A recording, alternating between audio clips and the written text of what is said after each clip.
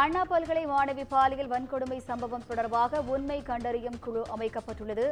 2 பேர் கொண்ட உண்மை கண்டறியும் குழுவை தேசிய மகளிர் ஆணையம் அமைத்துள்ளது. கூடுதல் விவரங்களை செய்தியாளர் சுப்பிரமணியன் வழங்க கேட்கலாம். வணக்கம் சுப்பிரமணியன், கூடுதல் விவரங்கள். அண்ணா பல்கலைக்கழக மாணவி பாலியல் வன்கொடுமை செய்யப்பட்ட வழக்கை தேசிய மகளிர் ஆணையம் தாமாக முன்வந்து விசாரணைக்கு எடுத்திருக்கிறது. இது தொடர்பாக தேசிய மகளிர் ஆணையம் நேரில் வந்து சென்னை அண்ணா பல்கலைக்கழகத்திற்கு நேரில் வந்து விசாரணை நடத்த முடிவு செய்திருக்கிறது. இது தொடர்பாக டிஜிபியிடம் அறிக்கையும் கேட்டிருக்கிறது. டிஜிபி தரப்பிலிருந்து அறிக்கை இன்னும் சமர்ப்பிக்கப்படவில்லை.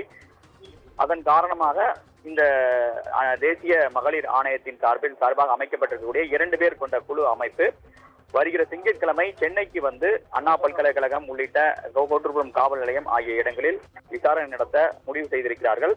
அதற்கு தேசிய மகளிர் ஆணைய குழு உறுப்பினர் மம்தா குமாரி, முன்னாள் மகாராஷ்டிரா மாநில டிஜிபி பிரவீன் தீக்ஷித் ஆகியோர் அந்த குழுவில் அடங்கியிருக்கிறார்கள். இவர்கள் அண்ணா பல்கலைக்கழகம் மற்றும் கோட்டூர்புரம் காவல் நிலையத்திற்கு சென்று விசாரணை நடத்த இருக்கிறார்கள். இதற்கான ஆலோசனை ஏற்கனவே தேசிய மகளிர் ஆணையத்தில் நடந்திருக்கிறது.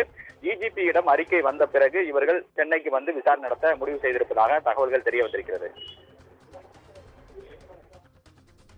விவரங்களுக்கு நன்றி சுப்பிரமணியன்.